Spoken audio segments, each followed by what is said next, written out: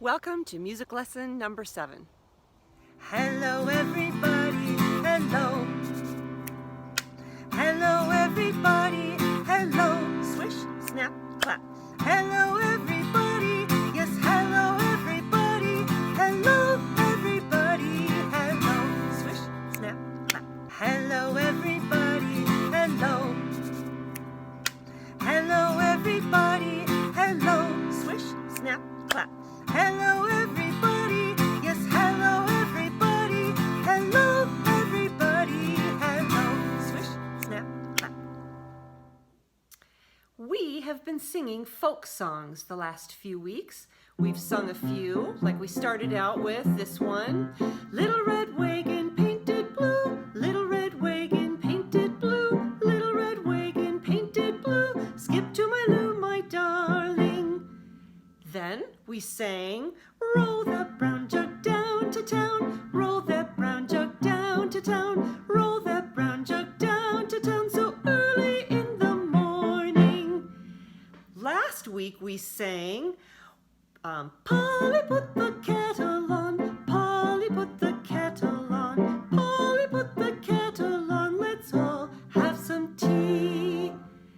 This week we're going to sing our last and final song before we put it all together. We're going to sing all 4 of them at the same time, but that's next week.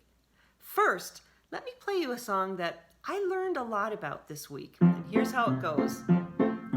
Where, oh, where is pretty little Susie? Where, oh, where is pretty little Susie? Where, oh, where is pretty little Susie? Way down yonder in the pawpaw patch. Now, pawpaw patch, all my life I have sung that song and not really given pawpaw patch a second thought. I think in the back of my mind, I thought pawpaw patch was kind of a made-up, silly place. Like, it just fit the song and felt funny to sing. Way down yonder in the pawpaw patch. I didn't know. But did you know the pawpaw is a fruit? The pawpaw is actually a large fruit that grows in the area of our country called the Appalachia.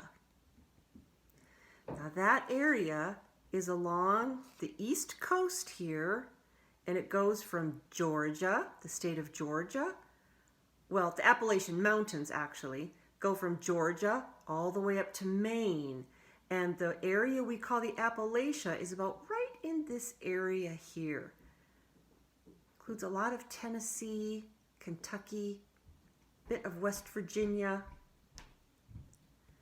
Now in the Appalachian Mountains, there's actually a trail that you can walk from Georgia all the way up to Maine. It is a hiking trail for those of you who want a real adventure. This is a picture of what the Appalachian Mountain area looks like. It's beautiful, lush with forests and greenery. It's beautiful. Now there's and here's somebody hiking along the trail. And somebody eating a pawpaw. And you can see up here, it's the fruit and it's the inside of the fruit. Somebody eating. I did not realize that the pawpaw was actually a fruit and that it grows on a tree. This is a pawpaw tree. Now, the pawpaw fruit looks kind of like a banana. You can spoon it out right out of the skin. And it was a very important part of the diet of Native Americans. When the settlers first came over the ocean from England, from Europe, and settled on the East Coast, they learned to use the pawpaw fruit like the Native Americans because it was a native tree. They didn't have to plant any new seeds. The pawpaw tree was already there. It was even a favorite dessert of our first president, President George Washington. You can scoop it out and eat it fresh. You can make it into ice cream. You can make it into pies. You can make it into pudding. In fact, some people way back a long time ago called it the poor man's banana because it was so available and so easy to get for the settlers who lived on the eastern part of the United States. The pawpaw fruit. So when we sing this song, where oh where is pretty little Susie? Where oh where is pretty little Susie? Where oh where is pretty little Susie? Way down yonder in the pawpaw patch. She's sitting in the pawpaw patch eating pawpaw fruit, probably trying to get out of doing her chores maybe. Maybe relaxing, maybe she's done with her chores and she's just reading a book. Well, people aren't going to leave her alone because the second verse goes like this. Come on, boys, let's go find her. Come on, boys, let's go find her. Come on, boys, let's go find her. Way down yonder in the pawpaw patch. So they go and find Susie, and once they find her, all the boys and girls and all the moms and dads do this. Picking up pawpaws, put 'em in your basket. Picking up pawpaws, put 'em in your basket. Picking up pawpaws, put 'em in your basket. Way down yonder in the pawpaw patch.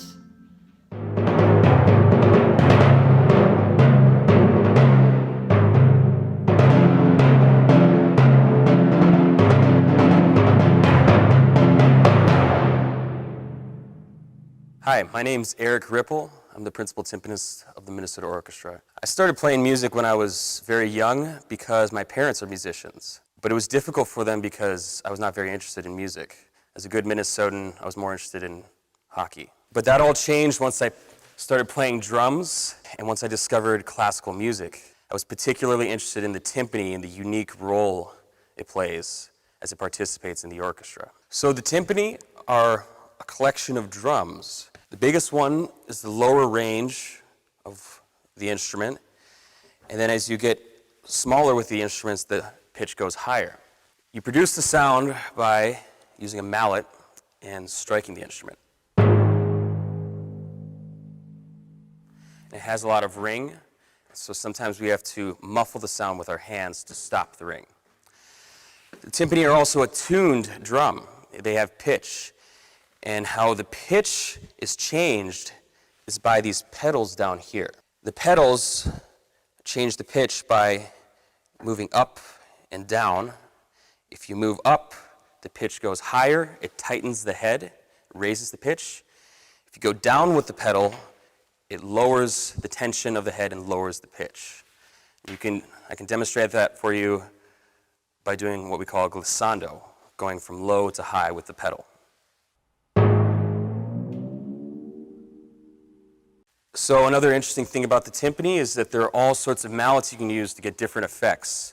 These are bamboo-made mallets. They have a certain effect with a core in the middle and felt on top.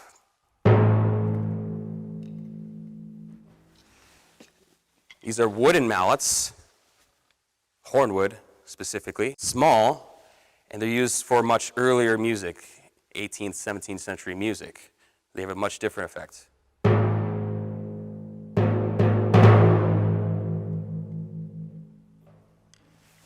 And these are carbon fiber mallets, and these are huge mallets with lots of felt on top. They get a very different effect.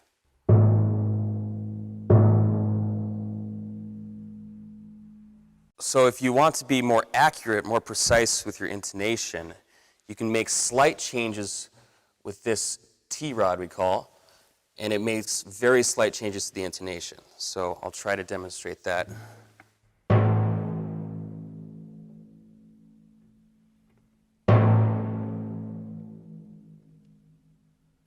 One way we keep track of what specific pitch we're playing is the tuning gauges here. There are little indentations that mark the pitch G, for instance, A, and we try to trust that that is accurate and use it as a gauge to see where our pitch is. So we use a technique sometimes called a roll, which is many alternating strokes, but very fast, to represent a hum or a sustained note like you would hear on a violin or a brass instrument.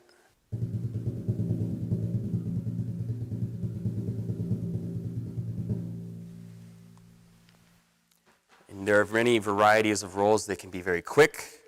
They obviously can be very loud, but they can be very slow. I love the multiplicity of roles the timpani can play. In this next excerpt, I start with a driving, jagged rhythm, and then I move to a driving, soft rhythm that kind of propels the orchestra forward. And then I play the melody, which will be demonstrated by the pedals. And then at the end of the excerpt, the timpani has the opportunity to send the climax of the whole section over the top. And this is from Samuel Barber's Medea's Dance of Vengeance.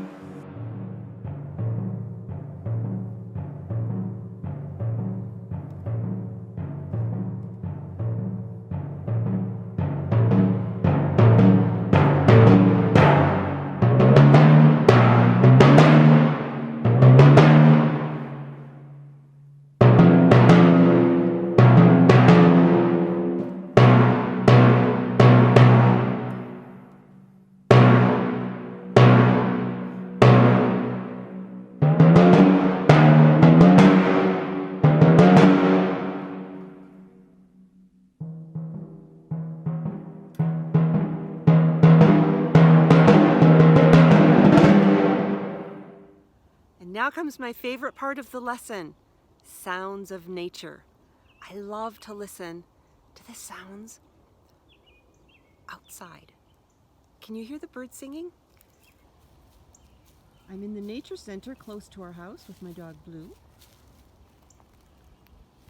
thinking about the sounds of nature, and this week's lesson includes a cricket, the cardinal, which is one of my favorite birds.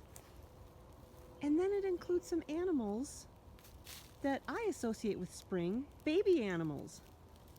Baby ducks, baby birds, kittens, and puppies. So let's take a listen.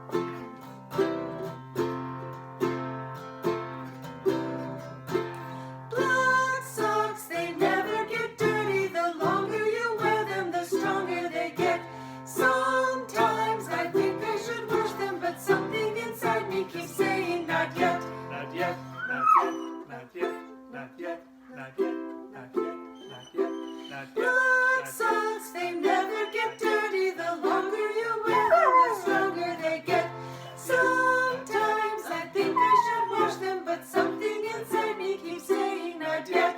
Ew, gross. Ew, what is that smell? Ew, gross. Ew, what is that smell? Black socks, they never get dirty. The longer you wear them, the stronger they smell. Sometimes I think I should wash them, but something inside me keeps saying not yet. K, fine, they kinda stink. K, fine, they kinda stink. Black socks, they never get dirty. The longer you wear them, the stronger they smell.